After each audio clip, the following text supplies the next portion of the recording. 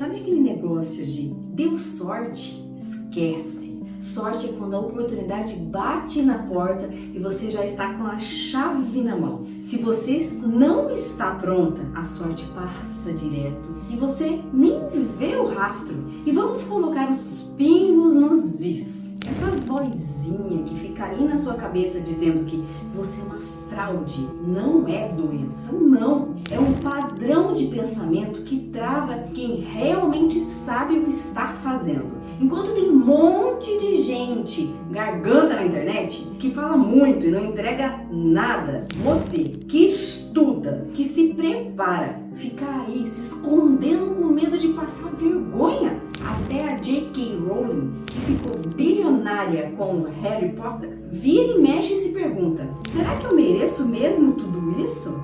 Sabe o que é isso? É o seu cérebro acionando o alarme de incêndio só porque viu uma vela acesa. Ele grita: perigo! Mas a real é uma só. Se fosse fraude, você já teria caído do cavalo há muito tempo. Quando o frio na barriga chegar, não trava não. Fala pra você mesma: calma, eu estudei pra caramba, eu domino esse assunto e eu conquistei esse lugar no braço. Agora sim, o papo é entre eu e você. Sejam todos muito bem-vindos ao canal. Hoje eu vou trazer a pergunta que eu sei que está tirando o seu sono aí do outro lado. Sabe aquela vozinha que não te deixa em paz? Aquela que sussurra aí, cuidado, você não é tão bom assim? Ou daqui a pouco vão descobrir que você não sabe nada do que está falando. Pois é, o pessoal gosta de colocar nomes bonitos em coisas chatas. Chamam de síndrome do impostor. E a verdade é que isso virou uma epidemia no mercado. Mas aqui a gente não trabalha com trens de clínica. Eu quero te explicar exatamente como essa engrenagem funciona na sua cabeça, porque ela trava a sua comunicação e principalmente como é que você retoma o comando dessa conversa interna para parar de se esconder. Vamos entender esse raio de síndrome de uma vez por todas. Muita gente me pergunta: Lu, eu estou doente? Eu tenho um problema grave? A tal síndrome do impostor é, na verdade, um padrão psicológico. É um conjunto de pensamentos que faz você se sentir inadequada, como se você não tivesse o conhecimento ou a autoridade para estar onde você está hoje. É aquele sentimento constante de ser uma fraude, de que a qualquer momento alguém vai descobrir que você não é tudo isso. E vamos separar o joio do trigo. Isso não tem nada a ver com doenças graves, como a esquizofrenia, por exemplo. Na esquizofrenia, a pessoa sai da realidade, é uma patologia, uma doença funcional. Já a síndrome do impostor não é um diagnóstico médico, ela é um comportamento de autodesvalorização. É um jeito de pensar sobre as suas habilidades e um jeito de agir diante desses pensamentos. Você pode até estar passando por uma fase de ansiedade ou depressão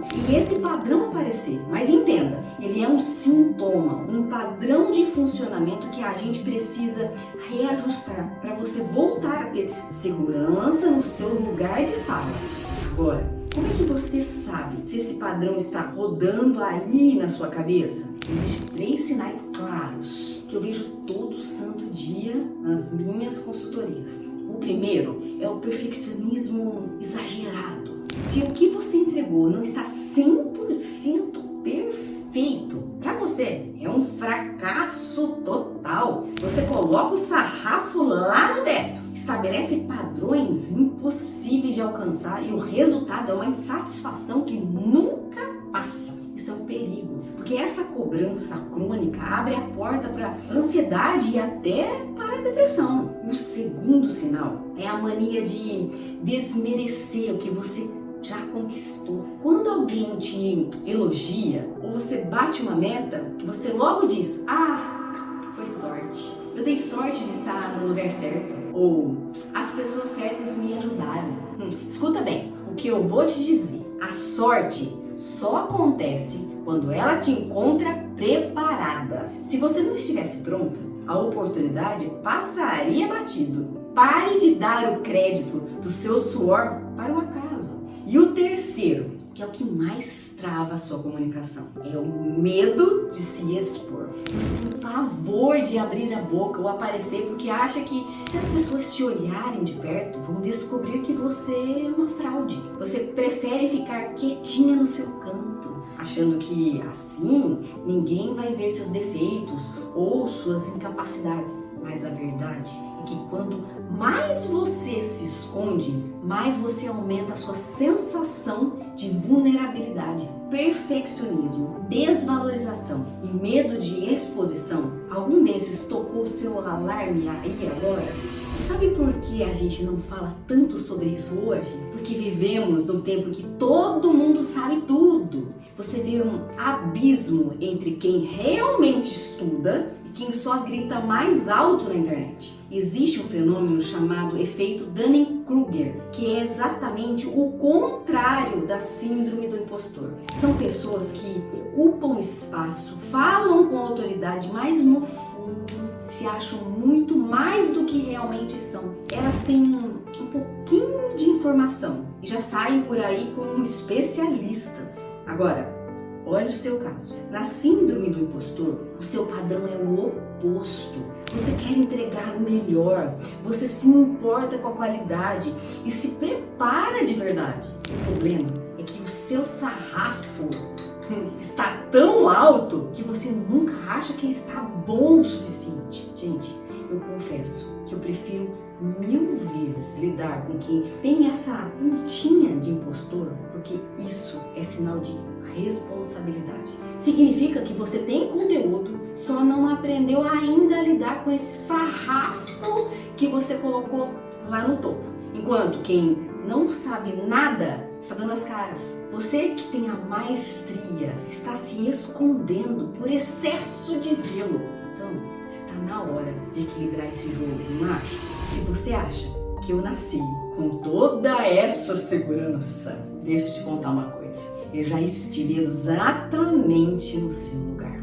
Na época, a gente nem usava esse nome bonito de síndrome do impostor, mas o sentimento era o mesmo. Eu me lembro como se fosse hoje, quando eu comecei a fazer a pós-graduação. Até hoje, quando eu vou estudar algo novo, se eu não tomar cuidado, eu volto a fazer isso. Na época, a minha pós era em acupuntura. Eu fiz 2 ao mesmo tempo, porque eu sempre tive comigo aquele sentimento de que ainda faltava, de que não era o suficiente. Gente, quando eu fui começar a atender, era uma briga. Uma parte minha sabia que eu precisava entrar na sala e atender o paciente. Mas a outra parte minha ficava me falando que eu não ia lembrar tudo, que eu ia errar, e o paciente ia sair falando mal de mim, e ninguém mais entraria no consultório. Depois, eu fiz a mesma coisa com a constelação familiar. Fiz a primeira formação,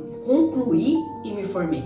Comecei a atender. E a minha mente me convenceu de que eu não sabia o que precisava e isso ia fazer a diferença na vida de alguém. Aí, fiz mais 2 formações. E a lista é grande, gente. Você nem faz ideia. Tive a psicotraumatologia. Adivinha só? Comecei bem.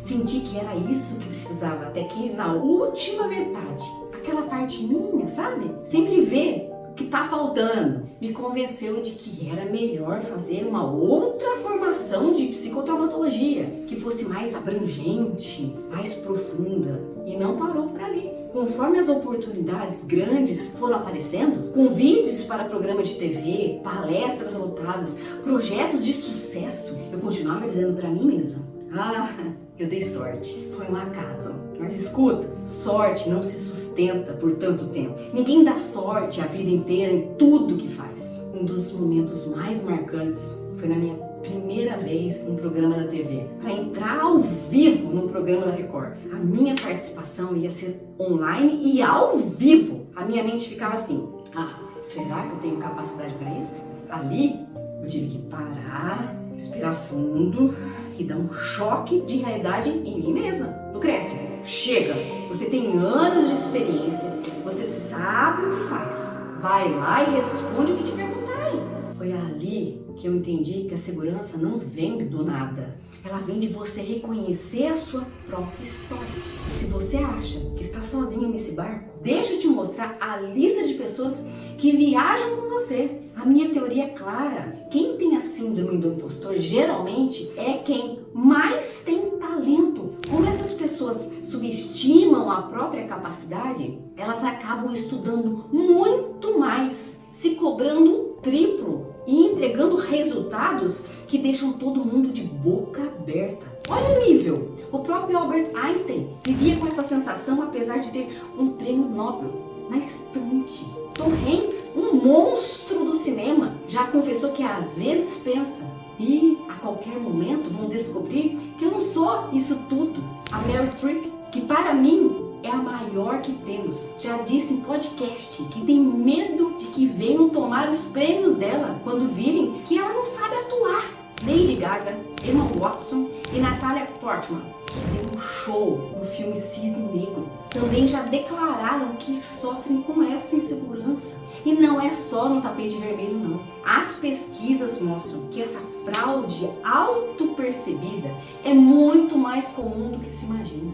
Um estudo com mais de 500 universitários mostrou que mais da metade, 56% deles, vive com esse peso nas costas.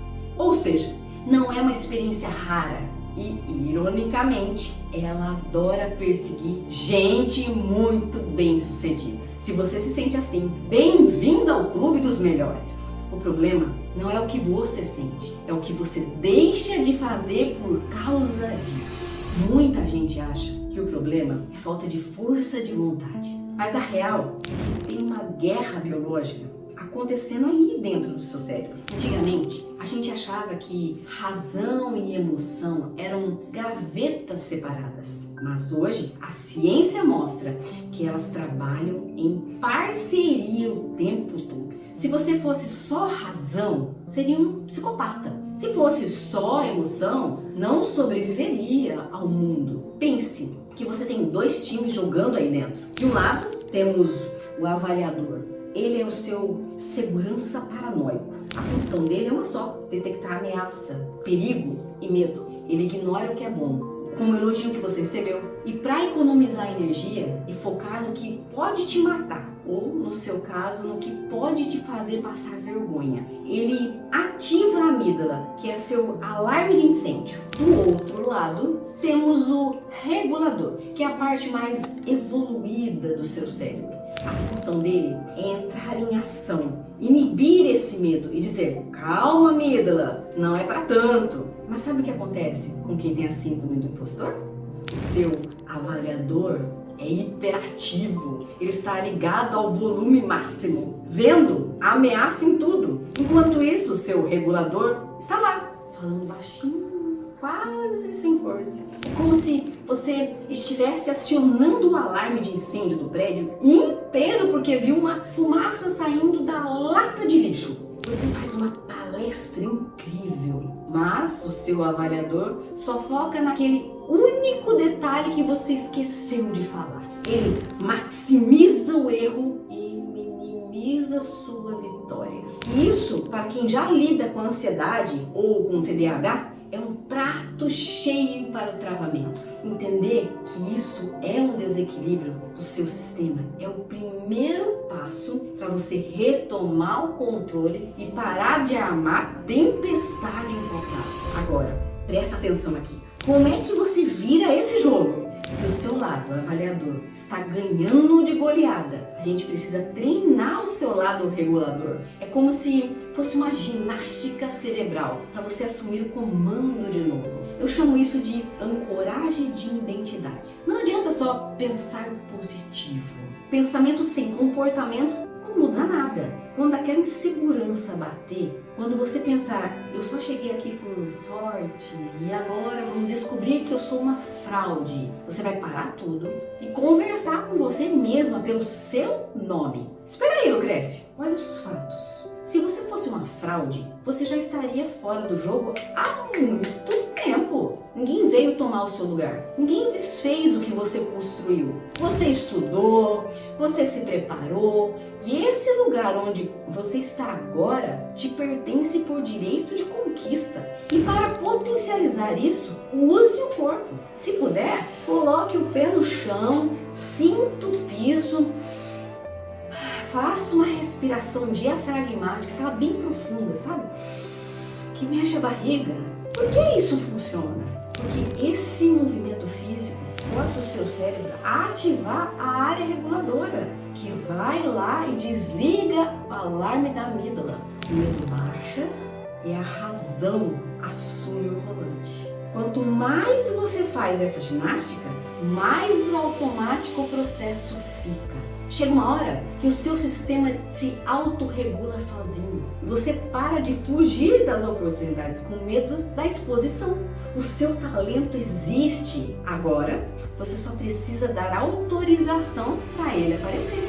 Agora, vamos cair na real. Não é só uma guerra dentro da sua cabeça. O lugar onde você está conta muito. Se você tem um ambiente que te incentiva, com líderes que dão liberdade para você errar e crescer, o seu lado regulador agradece e flui. O problema é que o mundo hoje parece feito para ativar o nosso avaliador o tempo todo. Muita gente achou que o home office seria a solução, mas ele trouxe um custo alto. A mistura total das estações. Você está no meio de uma reunião estratégica e entra o pai, o filho, chega, o correio, o almoço fica pronto. Essa gestão dupla da casa, do trabalho, gera um estresse absurdo. Você perde aquela conexão de se relacionar com as pessoas, que é o que ajuda a gente a se autorregular. No home office, você não troca o disjuntor, fica tudo misturado e a sensação de que você está falhando em tudo só aumenta. Um ambiente de trabalho tenso ou tóxico é um gatilho direto para a síndrome do impostor. E se o clima é pesado, você trava. Você tem uma ideia genial, mas prefere ficar calada para não ser alvo de críticas ou para não ganhar mais trabalho por dar a ideia. Se você se reconheceu em tudo que eu falei até aqui, entenda, o custo de ignorar esse padrão é alto demais. A gente sabe que o medo e a insegurança acumulados podem virar uma ansiedade crônica e até uma depressão pesada. Mas agora você já sabe que o segredo não é o pensamento positivo, vazio, é malhar o seu cérebro regulador. E eu confesso que sinto um baita orgulho de quem tem uma pontinha de impostor, porque isso mostra que você se importa em ser relevante, que você quer entregar o seu melhor. Só não deixe o seu avaliador se tornar tão feroz a ponto de te calar. Lembre-se, o feito é melhor do que o perfeito. E no fazer, errando e ajustando, o seu regulador ganha força e te mostra que você é muito melhor do que imagina.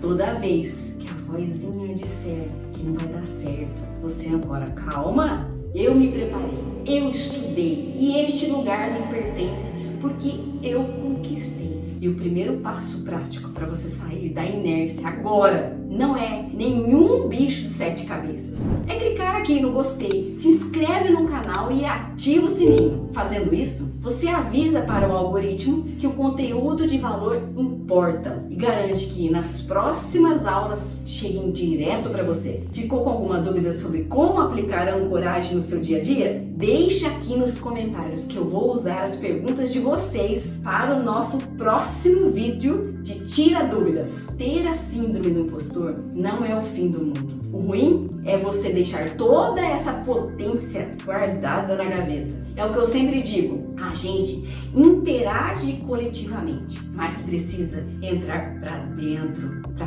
processar o que serve e o que não serve. Sem esse reabastecimento, o seu impostor ganha força. Sem o seu mente, não te ajuda. Você vai ter que ser o seu próprio regulador e criar os seus próprios limites para não se alienar no caos dos outros.